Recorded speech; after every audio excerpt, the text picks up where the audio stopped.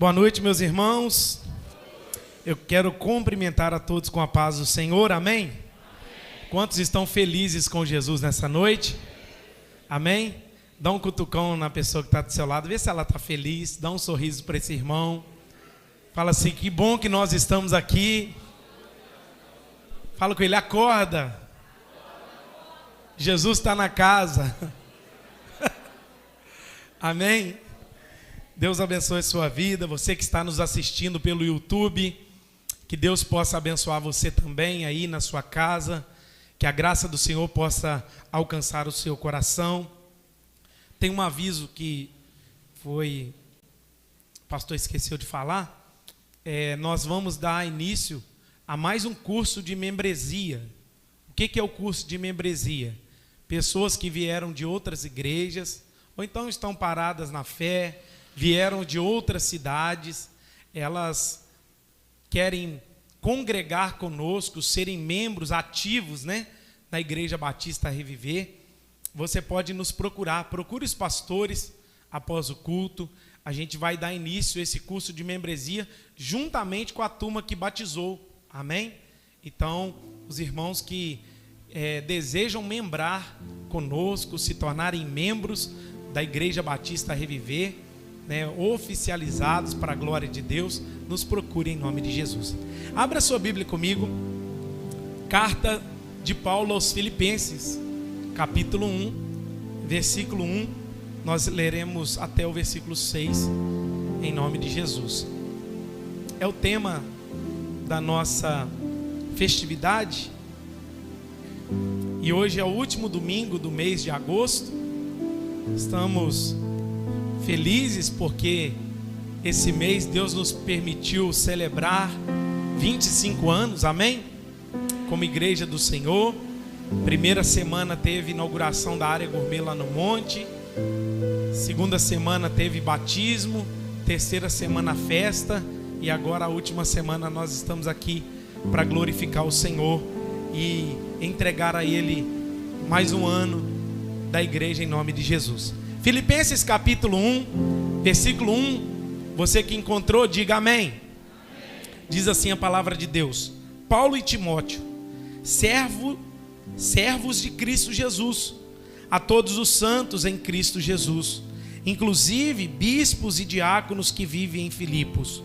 Graça e paz a vós outros, da parte de Deus, nosso Pai, e do nosso Senhor Jesus Cristo.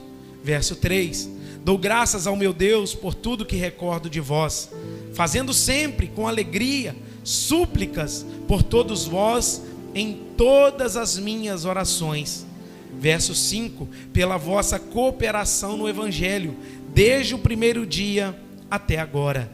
Verso 6: Estou plenamente certo de que aquele que começou a boa obra em vós há de completá-la até o dia de Cristo Jesus. Vamos ler o versículo 6 na televisão. 1, 2, 3.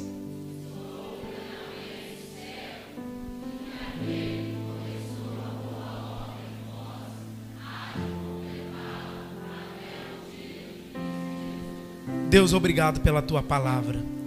Foi lida nessa noite. Pedimos a sabedoria, a intrepidez do teu Espírito Santo, a unção do Senhor, para que possa transmitir aquilo que está no teu coração. Me dê, Senhor, graça. Senhor, me dê autoridade debaixo da tua palavra. Que os corações que aqui estão estejam queimando, desejosos de ouvir uma palavra vinda do teu trono. Que as mentes aqui sejam alertas, receptivas à palavra do Senhor. Me usa, Senhor, debaixo da tua misericórdia. Eu oro assim em nome de Jesus. Amém. Meus irmãos, fomos muito nesses dias, principalmente nesses 3 dias de festividade, fomos muito ministrados por Deus, pelos homens de Deus que vieram a essa casa transmitir uma palavra ao nosso coração. Aprendemos muito com esse versículo, ou esses versículos, ou Filipenses capítulo 1. Tiago Diniz ministrou na sexta, pastor Jean no sábado trouxe ensinamentos acerca disso.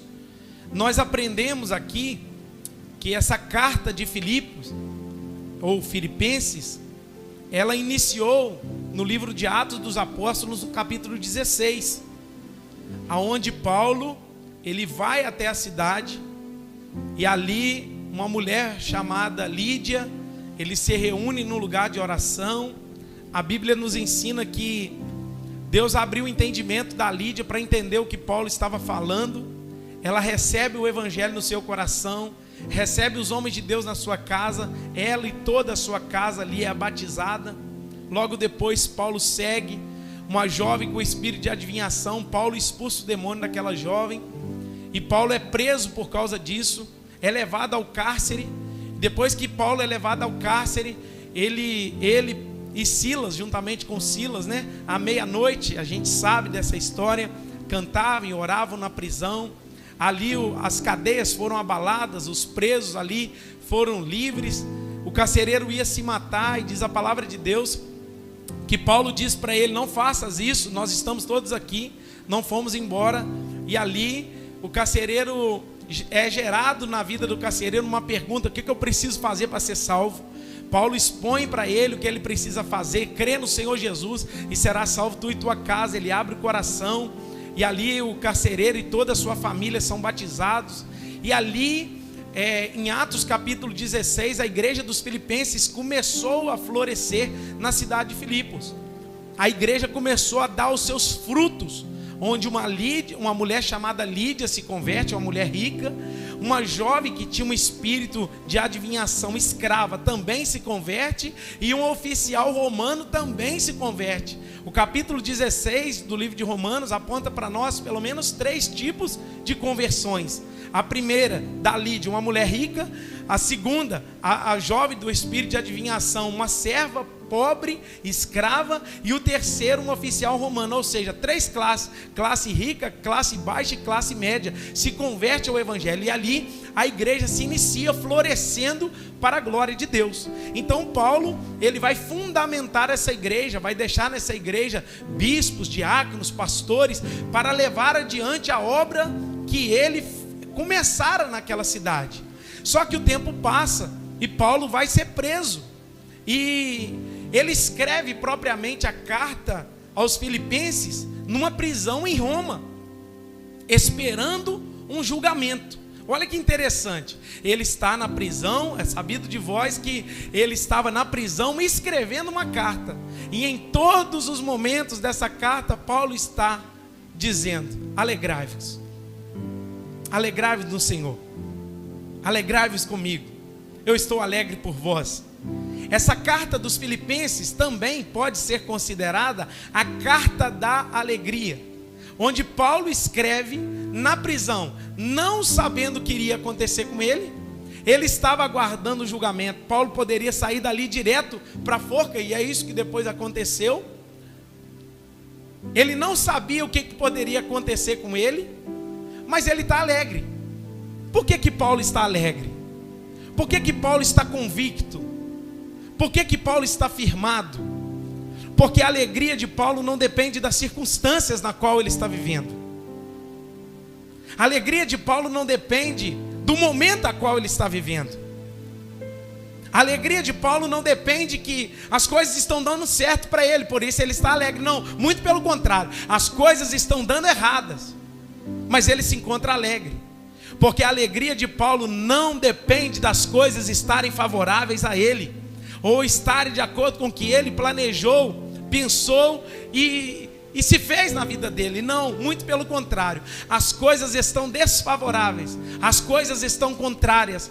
Ele poderia sair daquela prisão e ir direto para a forca, morrer por causa do evangelho, mas ele se encontra alegre. Por que ele está alegre?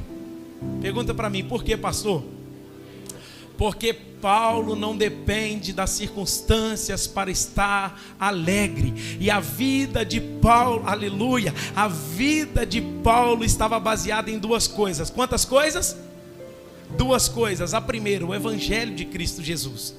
Se você ler o capítulo 1, aparece o evangelho de Cristo Jesus 6 vezes. A outra coisa que Paulo está baseado é Cristo Jesus. Sabe quantas vezes aparece a palavra Cristo aqui no capítulo 1? 18 vezes. Sabe por que ele está alegre? Porque a vida dele está baseada em Cristo e no Evangelho.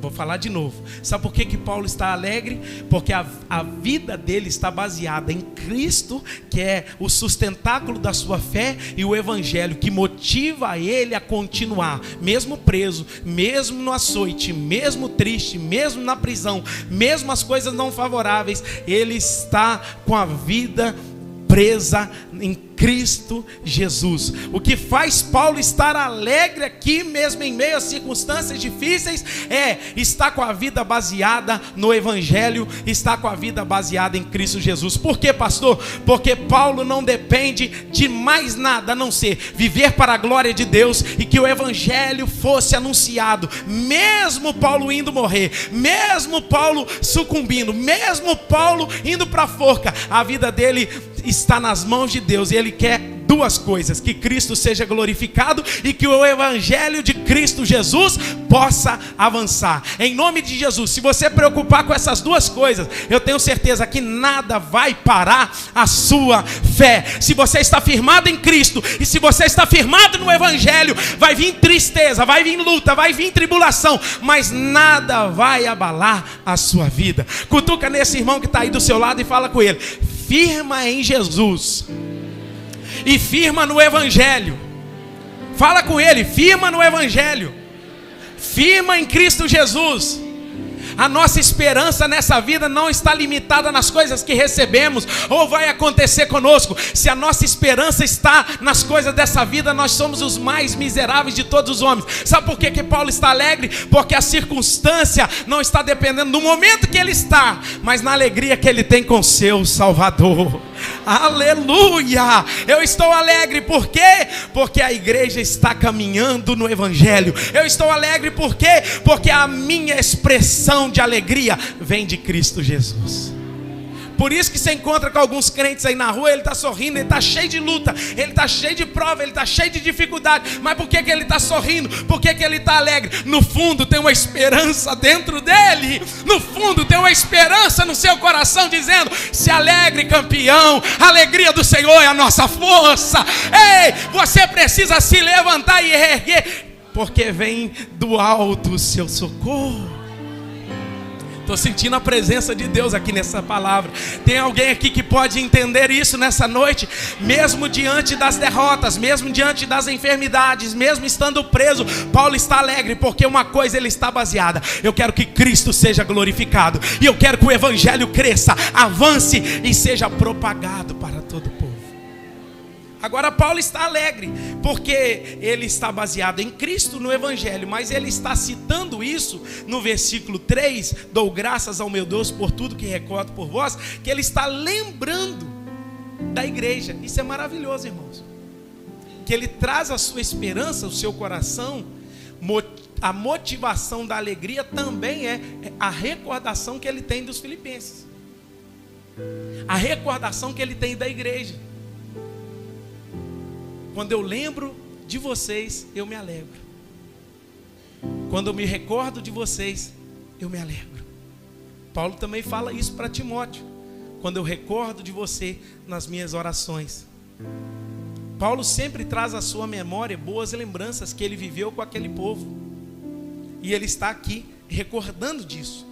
Aí o versículo 4: fazendo sempre com alegria súplicas por todos vós. Agora pensa, ele está preso e ele está orando alegre. Ele está preso em Roma, está orando e está alegre. Ele está preso em Roma, está orando e está alegre. Ele está preso em Roma, está orando e está alegre. Ele está preso em Roma, está orando e está alegre. Você pode estar até preso, mas o coração está livre. Você pode estar até com enfermidade, mas o coração está liberto. Você pode, as circunstâncias estarem contrárias à sua vida, mas o coração está. Oh, aleluia. Nada deu certo essa semana, pastor. Tudo contribuiu para eu parar. As coisas, na verdade, não é essa semana não, é meses ou anos, estão contribuindo para eu parar. Eu estou com vontade de parar, mas por que você não para? É o que Jeremias vai dizer: eu vou parar, mas quando eu falo vou parar, tem um fogo que arde dentro de mim e queima dentro do meu coração, e eu não posso parar. é maior do que eu, é mais forte do que eu. Eu estou pregando aqui para alguém nessa noite que talvez estava pensando em parar, estava pensando em retroceder. Esse negócio do evangelho não é para mim, esse negócio de ser crente não é para mim, e Deus está mandando te falar: você não consegue parar porque é maior do que você. Ele está preso, orando e alegre. Isso ensina a gente, porque você tem uma lutinha lá no trabalho, você já quer deixar de ser crente. Ele vai agradecer também pela vossa cooperação no evangelho. Ele vai lembrar que a igreja trabalhava junto com ele, a cooperação daquele povo quanto ao evangelho. Algo, irmãos, e isso eu preciso falar com propriedade, algo que deixa um pastor feliz é ver a igreja trabalhando. Nós falamos hoje na escola dominical, cuidar de gente não é só para o pastor, não. Cuidar de gente não é só para os líderes, não. Você pode cuidar de alguém, você pode evangelizar alguém, você pode trazer alguém para a igreja. Paulo está olhando, ele não está falando assim: eu estou feliz porque os pastores da igreja trabalham. Não, a vossa cooperação, ele está incluindo todos os cristãos daquela igreja, porque toda a igreja dos Filipos estavam engajadas no trabalho do Senhor.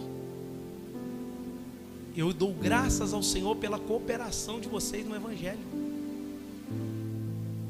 Aquela igreja envolvia. Aí ele vai complementar, versículo 6. E é aqui que eu quero pregar: estou plenamente certo que aquele que começou a boa obra em vós há de completá-la até o dia de Cristo Jesus. Eu quero falar sobre a boa obra.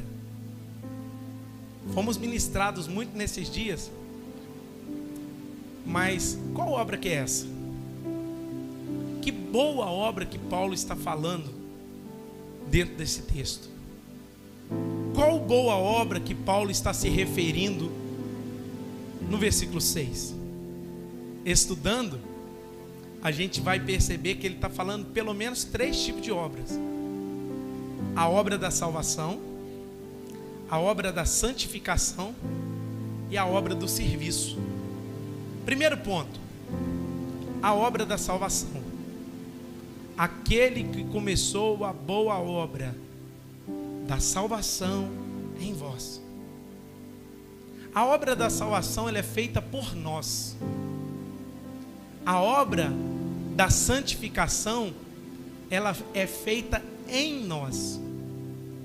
E a obra do serviço, ela é feita por meio de nós. Vamos lá, vou falar de novo. A obra da salvação, ela é feita por nós. Cristo fez por nós. Amém? A obra da salvação, Cristo fez por nós. A obra da santificação, Cristo faz em nós. E a obra do serviço, Cristo faz por meio de você. E eu entendo que esses 3 pontos estão ligados, não andam separados. Como que é que um cristão é salvo? Como é que um cristão recebe então essa obra de salvação no seu coração? Quem começa essa obra é Cristo. É Ele que efetua tanto o querer quanto o efetuar. É Ele que manifesta essa obra. O querer e o efetuar vem dele. É Cristo que nos salvou. Nós não somos salvos porque fazemos obras. Não somos salvos porque somos pessoas boas, fazemos as coisas certas, temos um caráter, pagamos as nossas contas, tentamos andar alinhados com o nosso caminhar em dia com as coisas dessa vida. Não. Como que a salvação se manifesta na vida de uma pessoa? Quando você entende que você é um miserável, pobre, cego e nu, e você está destinado ao inferno. Você ouve a palavra do Evangelho de Cristo Jesus, você abre o seu coração, Cristo ali se revela a você. Você abre o seu coração e confessa Cristo publicamente, crendo naquilo que Cristo fez por você. Automaticamente assim, é quando você olha para a cruz de Cristo e fala, é eu que precisava estar lá. Aí eu creio naquilo que Cristo está realizando por mim. Aí o que Cristo faz? Então eu vou assumir o seu lugar verdadeiramente. Quando somos salvos, somos encontrados por Deus. João capítulo 1, versículo 11. Veio para o que eram seus, e os seus não receberam. Aí o verso 12 vai dizer, mas a todos quantos receberam, Deus deu-lhes o poder de serem feitos filhos de Deus. Para quem essa obra é manifesta, pastor? Naquele que aceitou Jesus como Senhor e Salvador da sua vida. Você recebeu Jesus? Pergunta para a pessoa que está do seu lado, você já aceitou Jesus? Já entregou a sua vida para Jesus? Aleluia! João 3,14, Jesus vai dizer assim, assim como Moisés levantou a serpente no deserto, assim importa que o Filho do Homem seja levantado. Para que servia a serpente abrasadora no deserto? As serpentes abrasadoras vinham e mordiam no povo. Aí Deus falou para Moisés assim, faz uma serpente de bronze. Aí ele construiu a serpente de bronze. Aí todo mundo que era picado pela serpente tinha que fazer algo, olhar para a serpente que foi construída por Moisés. Sabe o que acontecia quando eles olhavam? Eram curados. Aí Jesus fala da serpente no Antigo Testamento apontando para ele. Assim como a serpente foi levantada e todo mundo que olhava para a serpente era curado, assim importa também que o Filho do Homem seja levantado. Para quê? Todo aquele que olhar para Cristo seja salvo. Todo aquele que olhar para Jesus seja encontrado. Todo aquele que olhar para Jesus seja transformado. A salvação é essa. João 10, verso 9. Eu sou a porta da salvação. Não tem outra salvação e não tem outra porta. Jesus vai apontar para ele e vai dizer, eu sou a porta da salvação. João 14, 6. Eu sou o caminho, a verdade e a vida. Ninguém vem ao Pai senão por mim. João 5, 24. Eu asseguro que quem ouve a minha palavra e crê naquele que me enviou tem a vida eterna. E não será condenado, mas já passou da morte para a vida. O que é salvação? É isso aí que João 5, 24 está dizendo. Aquele que ouve a minha palavra e crê em Cristo Jesus tem a vida eterna. Essa obra é de Cristo na sua vida. Romanos 10, 9. Se com a tua boca confessares a Jesus e em teu coração crês que Jesus ressuscitou dentre os mortos, serás salvo. Porque com a boca se confessa a respeito da salvação e com o coração se crê para a justiça. O que é isso, irmãos? O que o Senhor está falando conosco? A salvação, no versículo anterior, está dizendo assim, a salvação está muito mais perto do que você imagina. Está na sua boca e no seu coração. Olha o 8. Porém diz, a palavra está perto de ti, na tua boca e no teu coração. Isto é a palavra de fé que pregamos. Aí ele vai dizer assim, se com a tua boca confessares a Jesus e em teu coração creres que Jesus ressuscitou dentre os mortos, será salvo. Tem que se haver o confessar, mas você só confessa quando há uma obra interna e você crê em Cristo com todo o seu coração. Irmãos, eu preciso te falar isso nessa noite.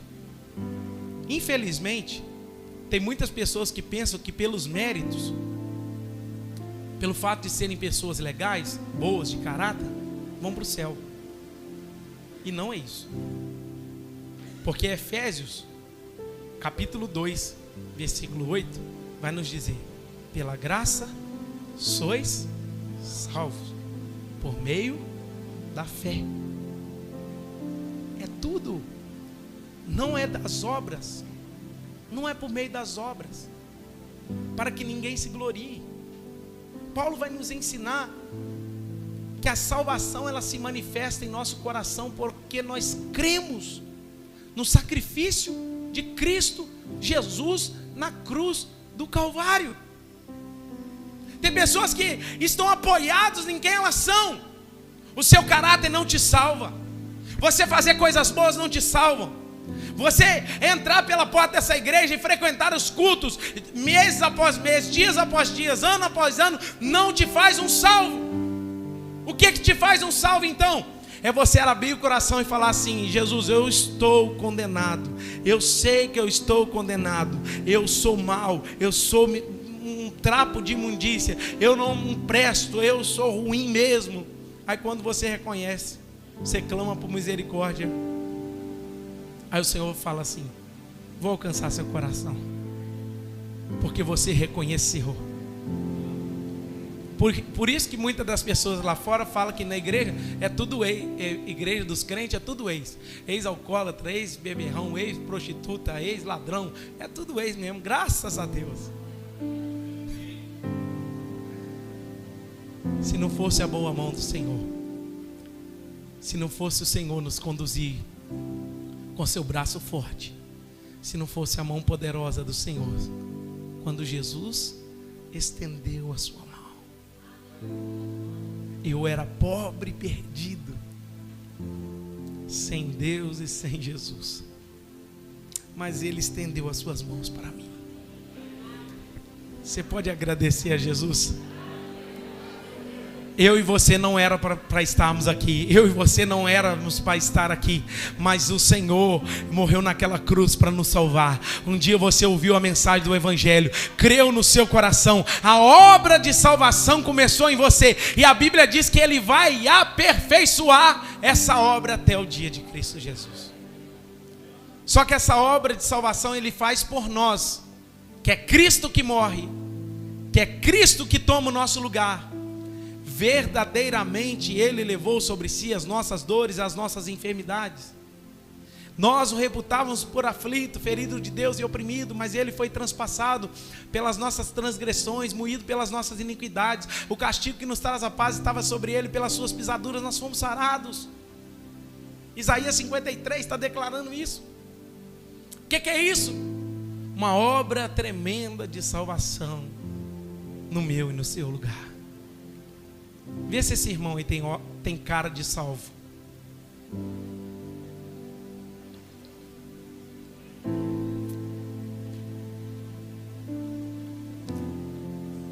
Pergunta para ele assim: você foi achado?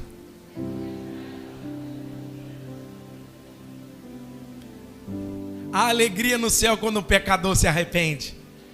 O Filho do Homem veio buscar e achar aquele que estava perdido. E eu e você fomos encontrados por esse amor, por esse Deus que morreu naquela cruz e te deu vida em abundância.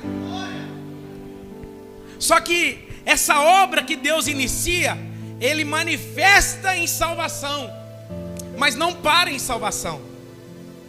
Porque a obra agora que Ele iniciou, agora começa a santificação. Por que isso? Você não pode ser santificado antes de ser encontrado. Então você nasce de novo, é encontrado, aí a obra de santificação começa no seu coração. Aí Deus começa a tirar os carrapichos em você. Você veio todo sujo, aí Jesus te dá um banho. Aí veio lotado de carrapicho, Ele começa a tirar daqui, dali, daqui, dali, daqui, dali. Daí os dias você está limpinho. Olha comigo, Letícia, 1 Coríntios capítulo 1. Eu só quero ensinar essa questão de salvação no versículo 1. Paulo, chamado pela vontade de Deus para ser apóstolo de Jesus Cristo, e o irmão Sóstenes. Verso 2. Olha que texto interessante. A igreja de Deus que está em Corinto. Olha o que ele fala. Vocês estão aí, gente? Aos santificados em Cristo Jesus. Aí ele vai dizer, ó, chamados para ser. Agora olha que interessante, a gente já não é santificado, por que a gente é chamado para ser santo? Pega isso aqui. Existem dois tipos de santificação. A primeira, a inicial, e a segunda, progressiva. O que é isso?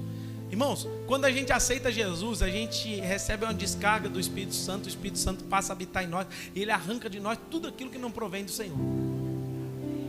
Não é assim que acontece? A nossa motivação começa a mudar. Eu gostava de ir para um lado, agora eu vou para o outro. A gente foi santificado. Só que não para por aí.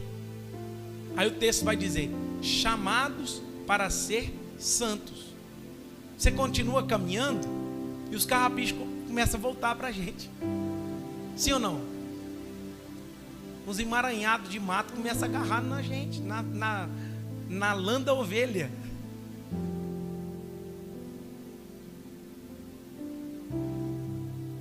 E essa obra inicial é o Senhor que realiza. Ele alcança seu coração, santifica você. Aí a obra agora progressiva é que você vai sendo santificado todos os dias. Você vai corrigindo as suas posturas. Porque, ei, olha aqui para mim, cristão de verdade se santifica. Quem foi chamado, quem é salvo, tem prazer em fugir do pecado. Não tem esse negócio, eu sou salvo e vive no pecado. Mentira, você não foi salvo. Porque eu fui encontrado, eu sou cristão. Aí você vai olhar para a vida dele, está toda desconforme a palavra de Deus. O que é isso? Não foi encontrado. Que crente é esse que mente?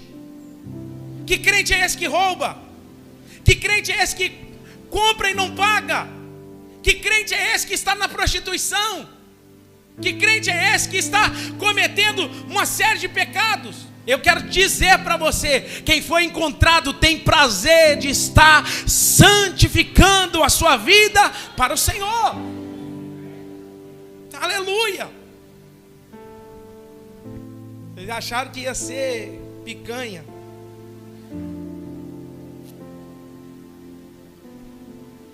Mas aí depois o Senhor manda o bálsamo aqui.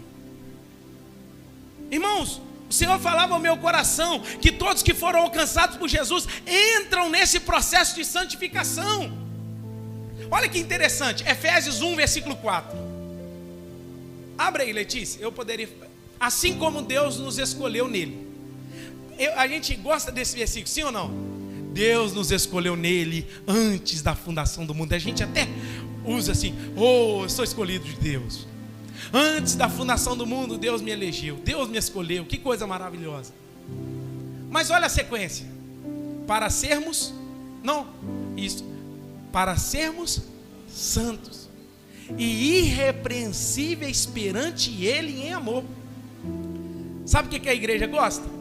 Sou escolhido de Deus, mas compromisso com Deus nada. Não, eu sou escolhido de Deus. O fato de eu estar lá na igreja, de eu ter nascido no berço evangélico, de eu estar aqui desde o início, de eu estar aqui. Isso não te faz santo.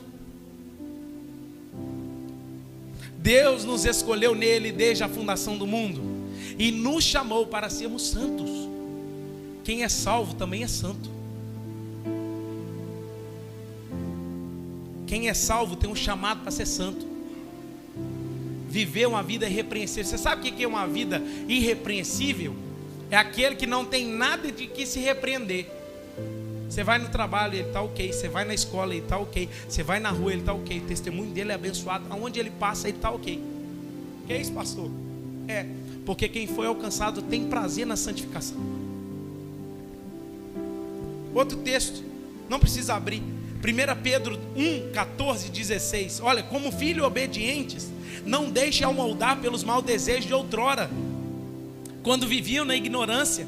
Mas assim como é santo aquele que os chamou, sejam santos vocês também em tudo que fizerem. Pois está escrito: sede santos, porque eu sou santo. Ei, não há compatibilidade de Deus com o pecado. Isaías 59 vai nos dizer isso.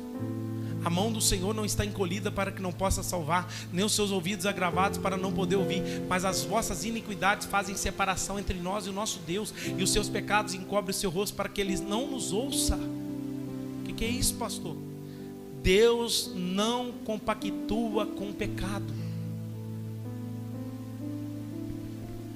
1 Tessalonicenses 4:3. A vontade de Deus é esta: a vossa santificação. Hebreus 12:14. Segui a paz com todos e a santificação, sem a qual ninguém verá o Senhor.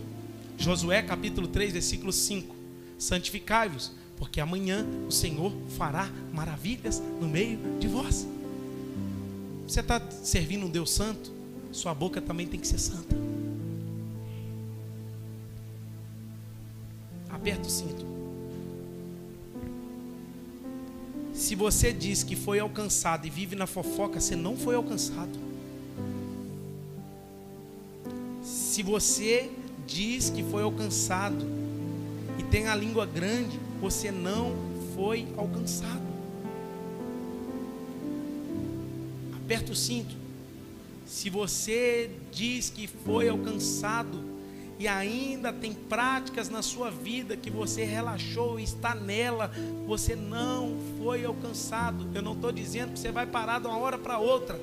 É progressivo, de glória em glória. Cada dia eu me aproximo mais, cada dia eu me santifico mais. Irmãos, é uma luta. Paulo vai dizer no livro de Romanos: eu acordo e planejo o meu dia e eu vou fazer o bem. Aí quando eu chego no final do dia, eu olho para trás, eu fiz tudo diferente do qual eu planejei. Mas Paulo não sossegava. Não podemos usar a liberdade que temos para dar ocasião à carne. Ei, cristão salvo vive como um salvo. Quer ver uma prova disso? Isaías, capítulo 6. No ano que morreu o rei Uzias, eu vi o Senhor assentado no alto sublime trono. Seu séquito enchia o templo. Os querubins estavam lá. Com 2 asas voavam, com 2 cobriam o rosto, com 2 cobriam os pés. Eles estavam assim, lá no trono do Senhor. Eles ouviram uma voz dizendo: Santo, Santo, Santo é o Senhor dos Exércitos, toda a terra está cheia da sua glória. Eles vão ali diante do Senhor.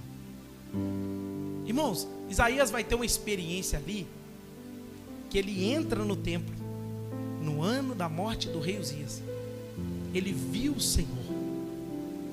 Quando ele tem a experiência de ver o Senhor, a palavra que Isaías diz é assim, ó: ai de mim que vou perecendo, porque eu sou um homem de lábios impuros, e habito no meio de um povo de impuros lábios, e meus olhos viram o rei. Primeira coisa que Isaías faz ao ter experiência com Deus, irmãos, é reconhecer que ele era mau, pecador. Ei, que experiência é essa que te faz cair e você pula, arrepia, chora, mas não sai do pecado? Que experiência com Deus de Pentecoste é esse que não te aproxima de Deus, que não te santifica, que não purifica os seus lábios, que não muda o seu jeito de ser, de falar, que não começa a moldar o seu caráter? Qual experiência é essa? A obra que Deus começa em nós por meio da salvação, amém, gloriosos, fomos salvos, mas essa obra também segue a santificação que Ele faz em nós.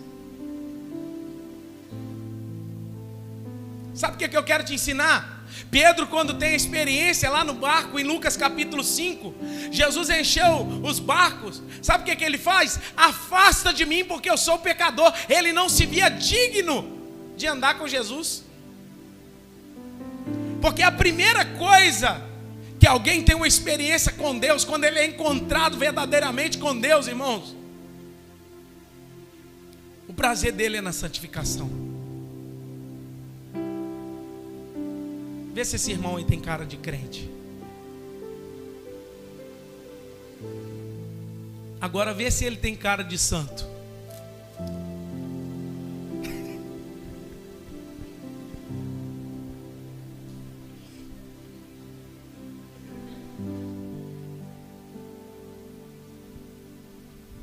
O rodopiar do crente, todo mundo fala lá, cheio do Espírito Santo.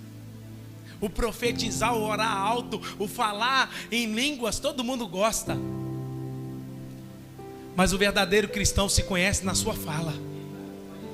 O verdadeiro cristão se conhece se ele respeita o próximo, se ele ama o próximo, se ele respeita a autoridade do pastor, se ele honra as pessoas que estão ao seu lado, se ele está em obediência à palavra de Deus. Às vezes a gente gosta desse movimento, olha lá o fulano cheio do Espírito Santo.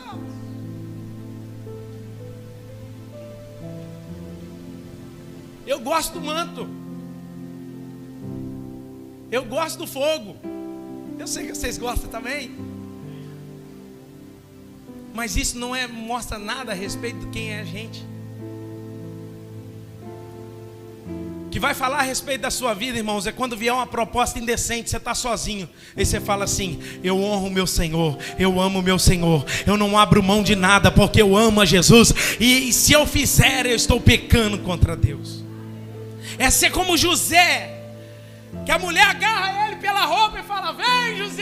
Ele fala assim: ninguém está vendo, mas tem um Deus no céu que contempla todas as coisas. Deixa eu correr, deixou a roupa para trás e saiu correndo, porque ele sabia que ele não podia pecar contra Deus. Um cristão de verdade se conhece pelo seu procedimento. Você quer conhecer um cristão de verdade? Pergunta às pessoas lá na casa dele quem ele é lá.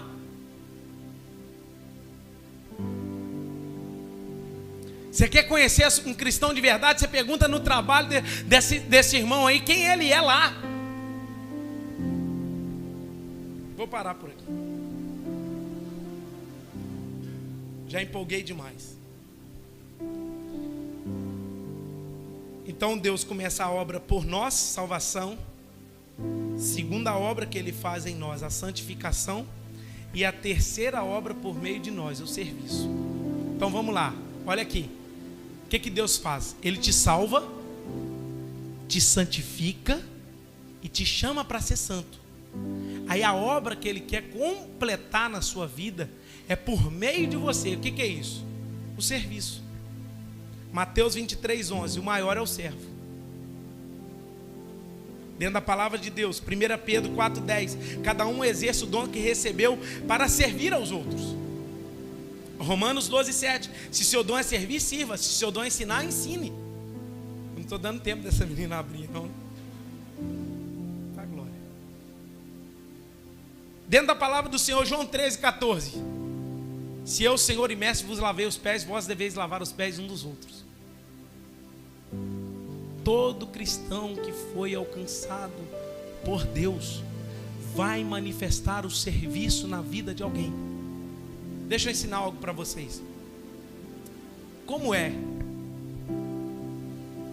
que Deus ama a prostituta? Como é que Deus agora Ele vai manifestar o amor dele numa pessoa que está nas drogas? Sabe qual que é o dever da igreja? A gente aprendeu assim. Você pega um panfletinho e lá está escrito assim: porque Deus amou o mundo de tal maneira que deu seu Filho unigênito, para que todo aquele que nele crê não pereça, mas tenha vida eterna. Aí você pegou lá o João 3,16 e falou assim: toma aqui, meu filho, Jesus te ama, tá? Isso é suficiente? Não. Como que essa pessoa que recebeu esse panfleto vai aprender ou vai se sentir amado por Cristo? Só você falando que Jesus ama ela? Não. Como é que isso acontece? É você amando ela. Sabe como que um ladrão vai se sentir amado? Quando alguém amar ele. Mas se tem alguém que me ama, tem alguém superior que me ama. Sabe como que essa pessoa aí do seu lado vai se sentir amado? Quando você passar a amar ela de todo o coração. Amar quem você gosta é muito fácil. Amar quem é seu amigo é muito fácil. Você está perto de quem você tem afinidade, legal. Mas o evangelho que você vive aqui, irmãos, precisa ser reproduzido fora daqui. E é por meio do serviço que isso acontece. Deus nos salva, Deus nos santifica e Deus manifesta por meio de nós o serviço dele. Irmãos, eu fico triste quando eu vejo a igreja cheia, mas pouca gente trabalhando. Paulo está falando disso, a cooperação de vocês no evangelho. Qual o ministério que você exerce na igreja? Onde você trabalha na igreja? Cadê os irmãos da mídia? Levanta a mão. Levanta os irmãos da mídia. Pode levantar mesmo, bem alto. Isso. Televisão, mídia. Cadê os irmãos do ministério infantil? Levanta a mão para me ver. Cadê os irmãos do louvor? Levanta a mão para me ver. Cadê os diáconos? Levanta a mão para me ver.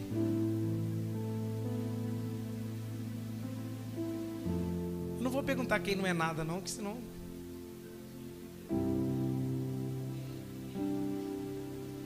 Quem é líder de alguma coisa, você vai...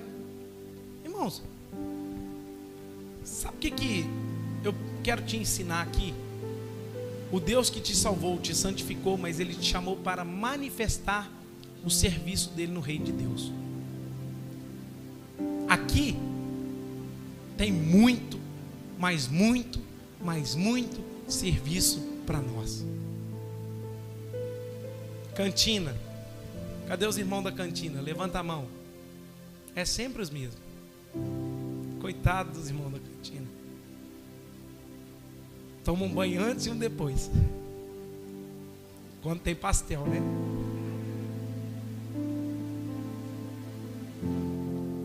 Ei,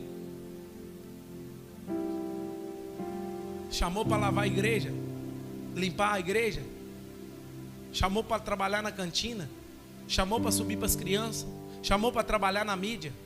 Ei, você pode, meu irmão, chegar mais cedo e ajudar um anfitrião na cela a arrumar as cadeiras. Você pode ajudar lá na sua cela levando lanche. Você pode ser uma bênção onde Deus te plantou.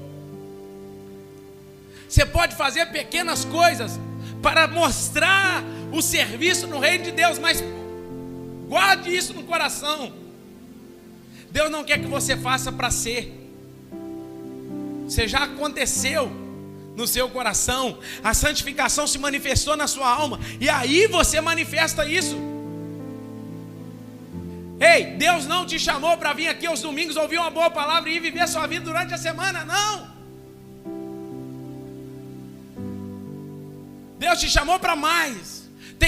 Tem gente te esperando lá fora. Tem pessoas precisando ser alcançadas. Tem pessoas precisando ouvir do Evangelho. Tem crianças lá em cima precisando que você ajude, ministre sobre elas. Tem pessoas esperando você na sua célula, levá-las a Cristo. Quando eu olho um cristão que só está sentado, eu me preocupo, porque ele está acomodado demais. E o Evangelho, quando está tudo bem, é um perigo, porque Jesus não nos chamou para conforto. Jesus nos chamou para abrir mão da nossa própria vida por amor a Ele. A minha oração nessa noite é que Deus nos ajude, que essa obra comece no meu e no seu coração, que Ele santifique a nossa vida e que a partir disso você possa manifestar o serviço. Aquele que começou a boa obra é fiel para completar. Você pode ficar de pé no seu lugar?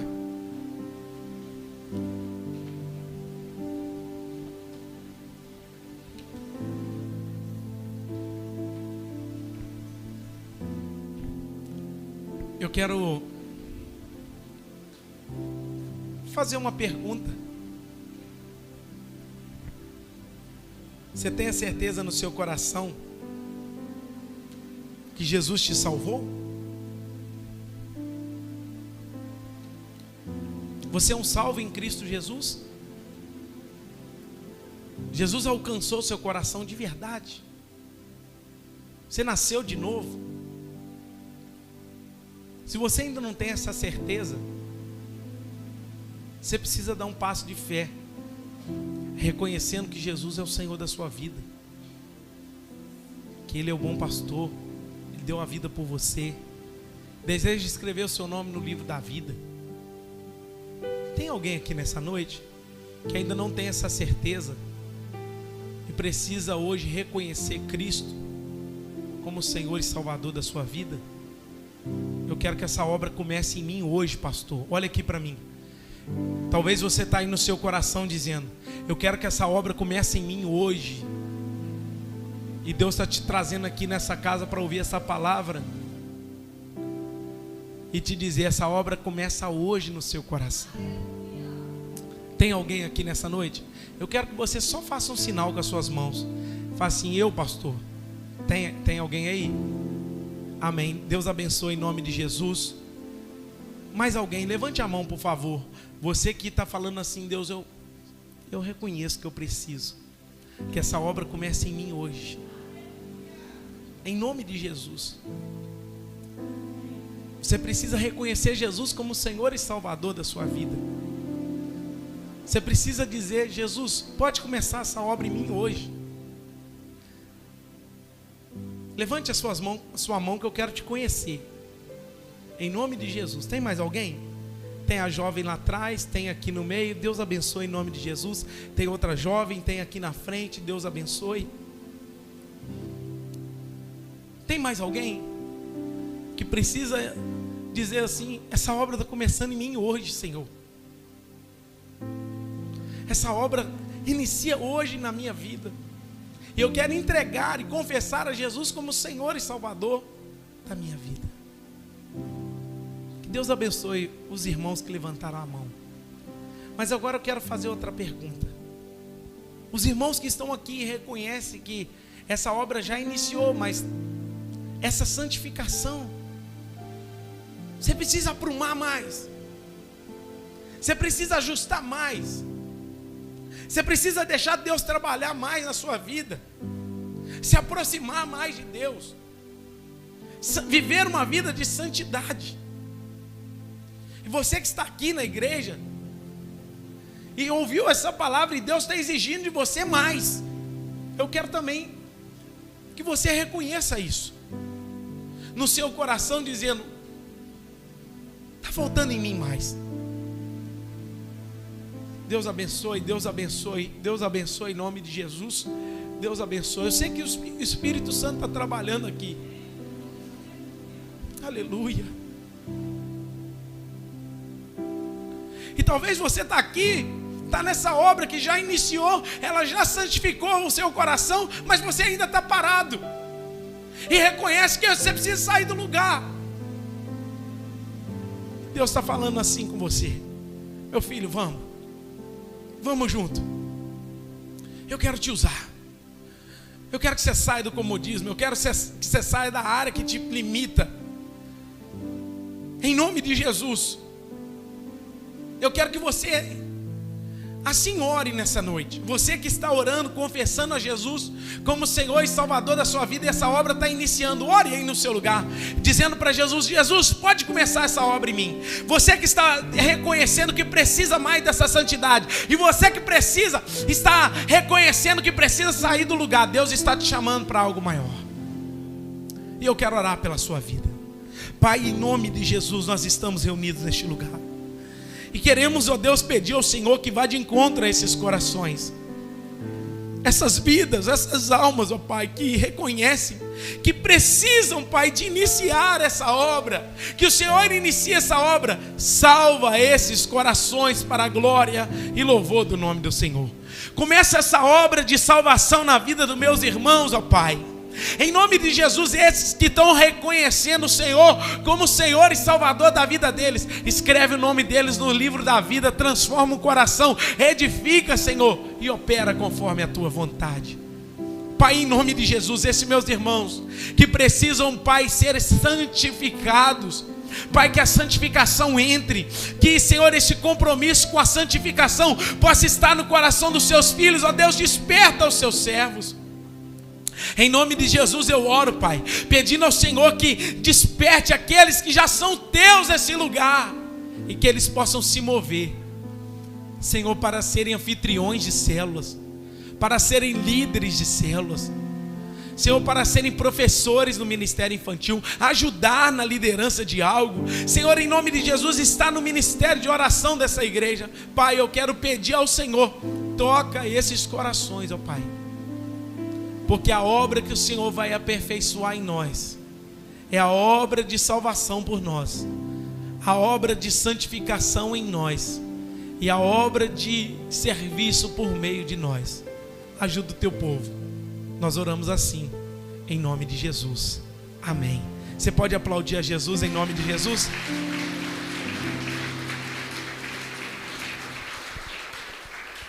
Faça assim com suas mãos. Que o grande amor de Deus Pai, a graça salvífica de nosso Senhor e Salvador Jesus Cristo, A doce comunhão e consolação do Espírito Santo de Deus seja com todos vocês, com todo o povo que aguarda ansiosamente a vinda de Jesus, desde agora e para sempre. A igreja diz: amém. Deus abençoe, aplauda o nome do Senhor. Tenha uma semana abençoada em nome de Jesus.